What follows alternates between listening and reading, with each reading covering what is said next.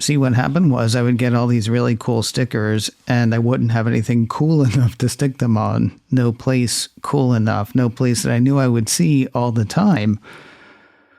And then I asked you guys last week about the sticker thing and you told me, and I put one on and floodgates opened.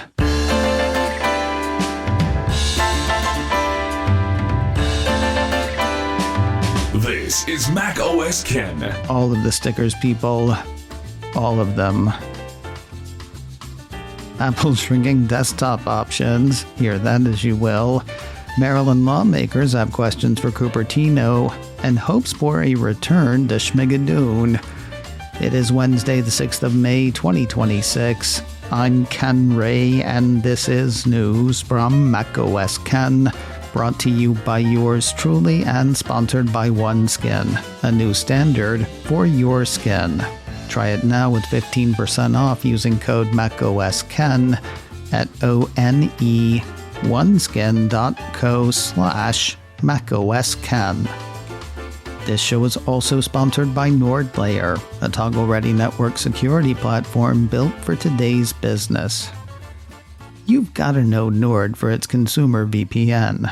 Built for business, NordLayer does that and so much more, combining VPN, access control, and threat protection in one easy-to-use platform.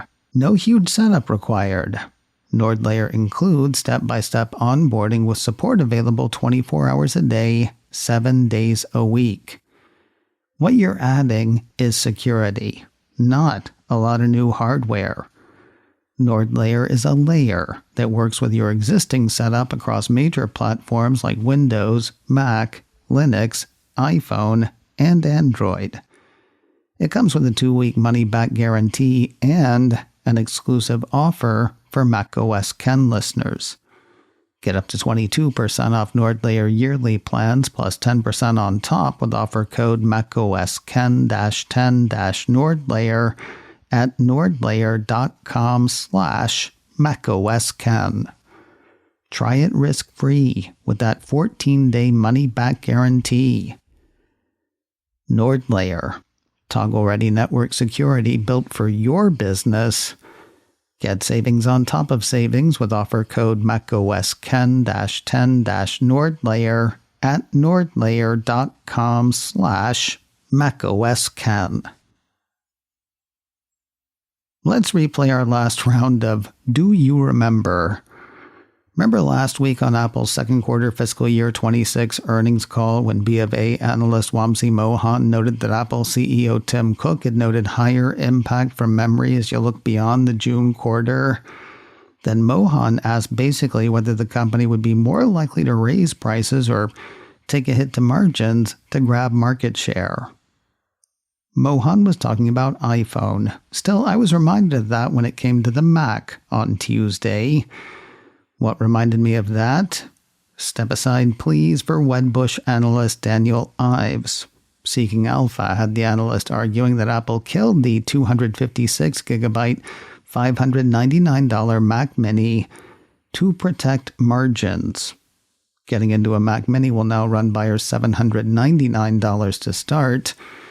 In a note this week, Mr. Ives said he and his see the removal of the 256 product as a way for Apple to effectively raise pricing, thereby protecting margins and better utilizing available component supply in a supply-constrained and rising component cost environment.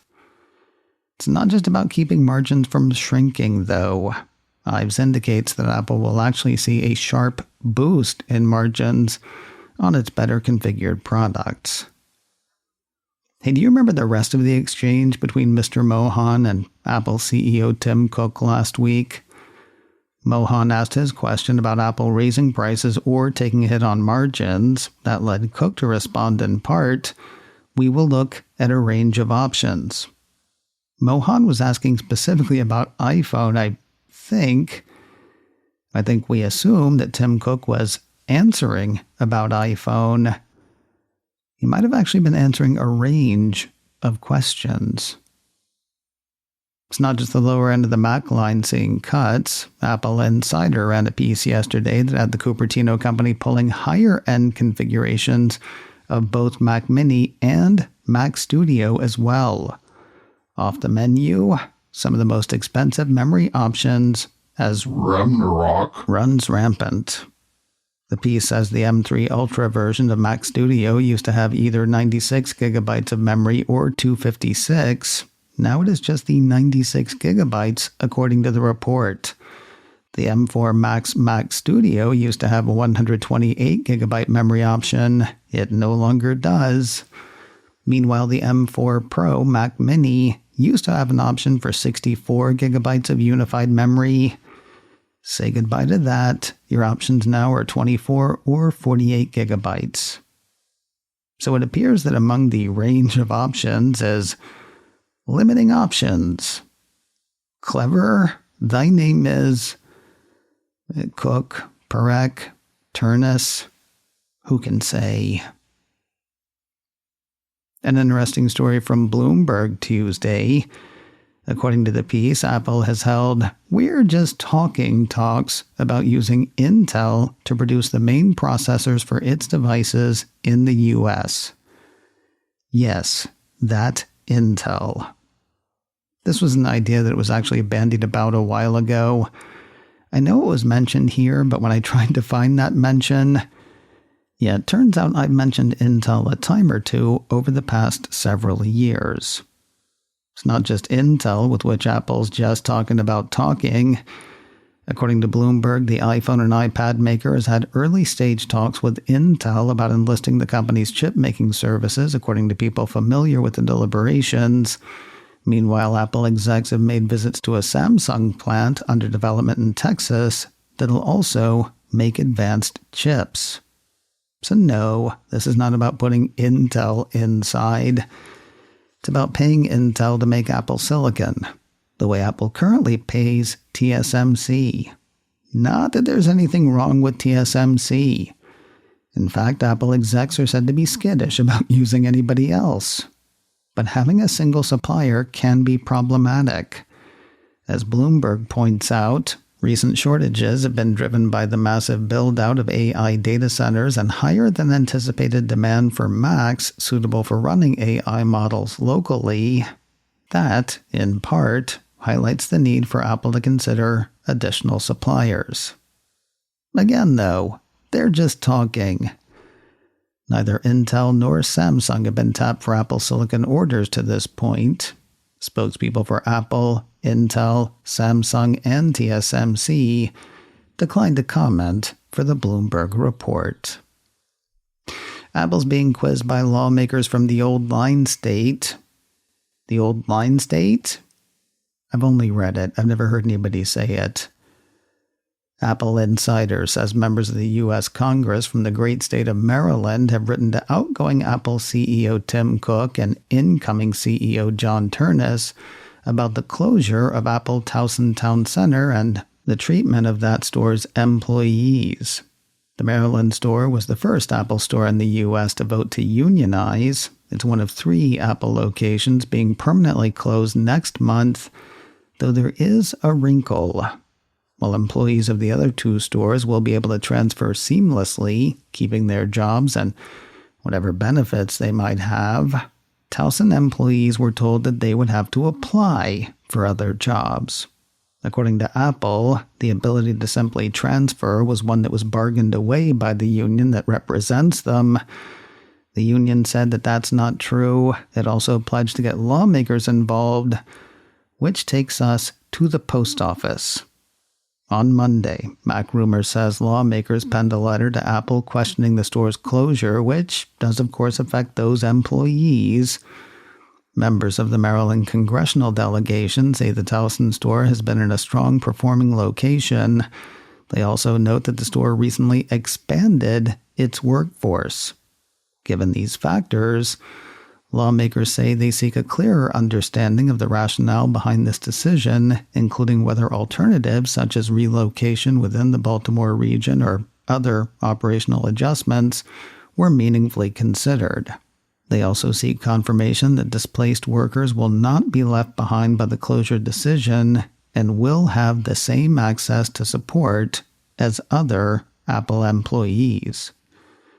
What they want to know: what led to the closure decision and whether alternatives were considered, what thought Apple put into the economic and workforce impacts of closing the store, particularly on the store's nearly 100 employees, and specific measures Apple plans to take to support impacted employees, including severance, job placement assistance, and the ability to transfer locations. With the store's closure plan for the 20th of June, lawmakers are looking for a pretty quick reply.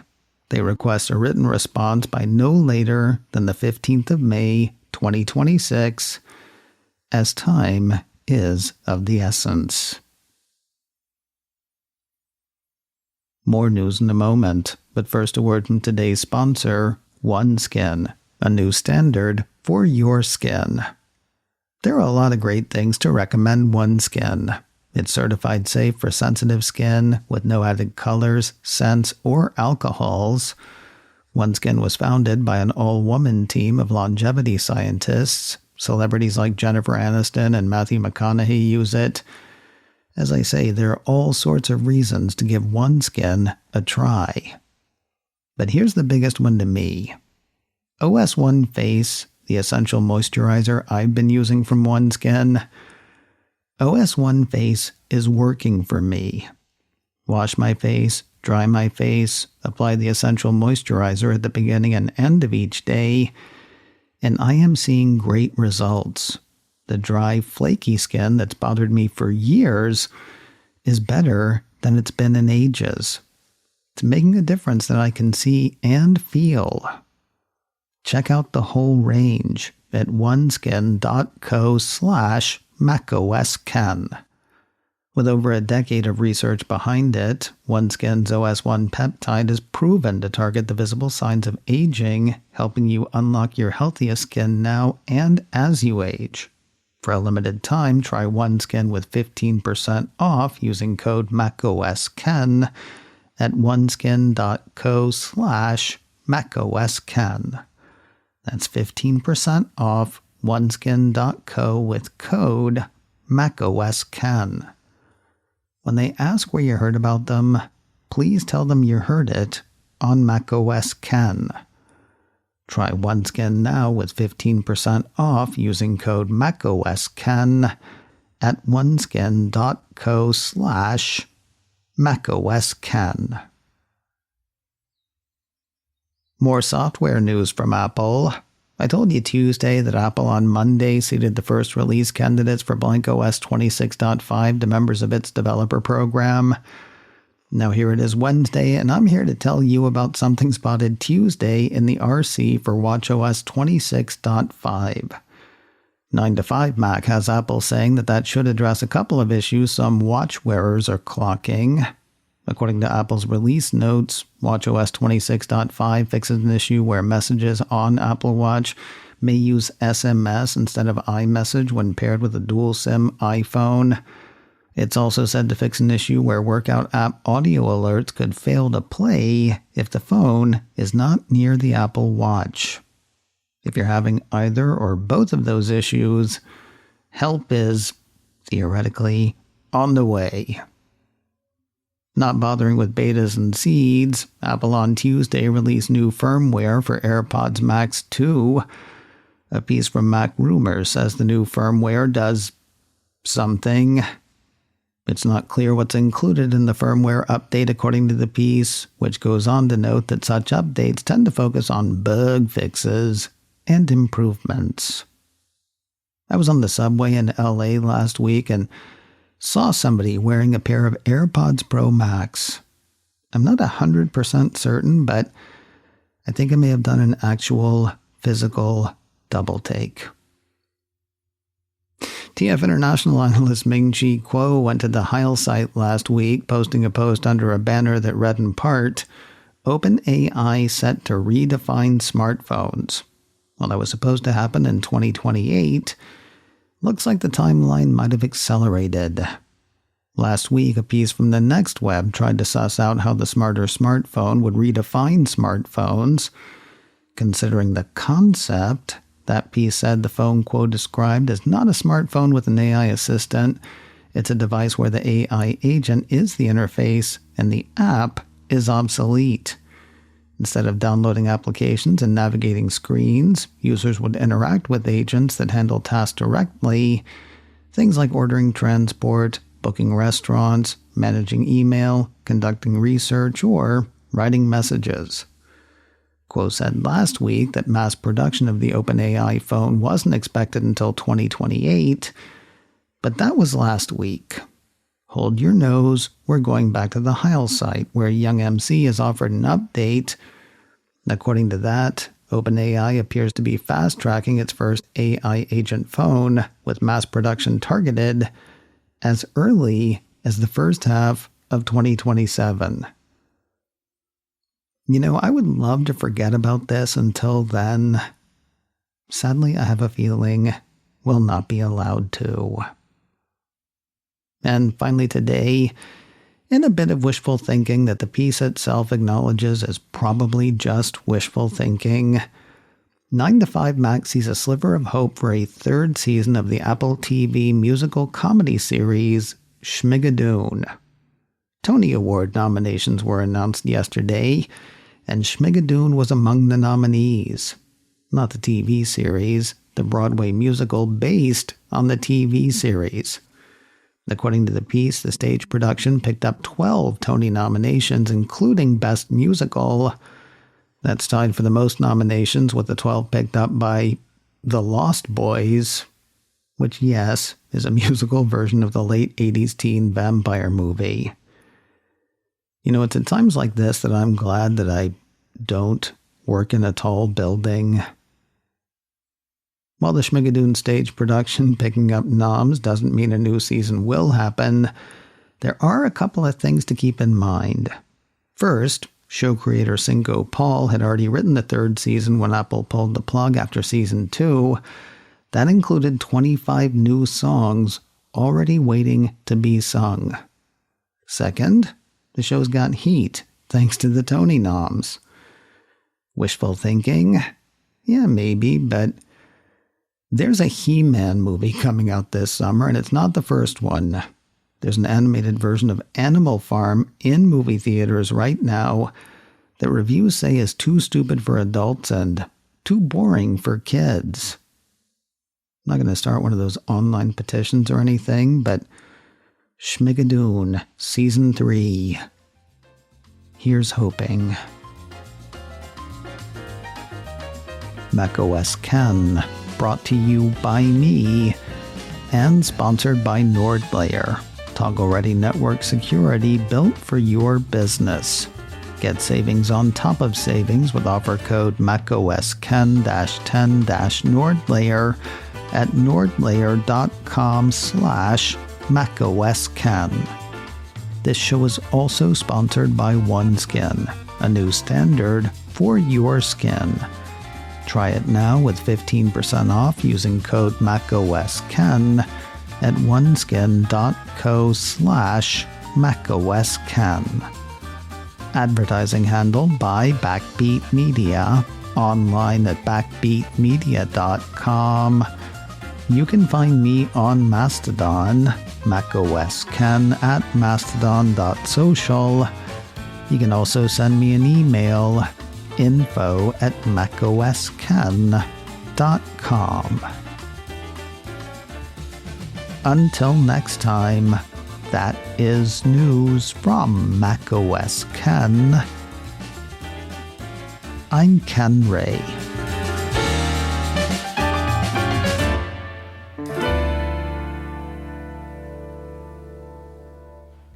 Did somebody say corn pudding?